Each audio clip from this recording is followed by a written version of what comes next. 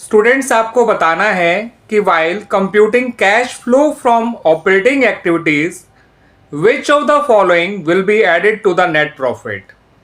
आपको ऑप्शंस दे रखे हैं decrease in value of inventory यानी डिक्रीज इन करंट एसेट, दूसरा है इंक्रीज इन शेयर कैपिटल, तीसरा है increase in value of trade receivables और चौथा है increase in the amount of outstanding expenses.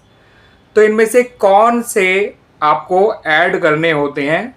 ठीक है बच्चों, जब आप cash flow from operating activities निकाल रहे होते हैं तो बच्चों डिक्रीज इन करंट एसेट जो है वो ऐड ही किया जाता है, क्योंकि डिक्रीज इन करंट एसेट से हम ये मानते हैं कि कैश रिसीव हो रहा है, that's why.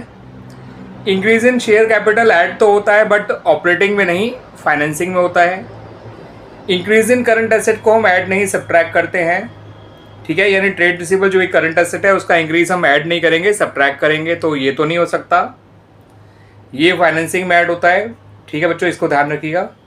Increase in current share capital और इंक्रीज इन करंट लायबिलिटी वो ऑपरेटिंग में ऐड किया जाता है, ठीक है बच्चों। तो ऐड कौन से हो रहा है ऑपरेटिंग में? एक तो ये डिक्रीज इन करंट एसेट, ये तो सब्ट्रैक्ट होगा, ये ऐड होगा मगर फाइनेंसिंग में, और ये ऐड होगा ऑपरेटिंग में। तो ऑपरेटिंग में ऐड होने वाले कौन से दो हैं बच्चों? First and fourth. First and fourth हैं जो आपका ऑपरेटिंग में ऐड होंगे। तो ये ऑप्शन का कौन सा है बच्चों? देखते हैं। ए नहीं है, बी नहीं है, सी नहीं है, हाँ फोर्थ जरूर है। तो इसका मतलब option D is the right answer, ठीक है बच्चों। तो option D is the right answer.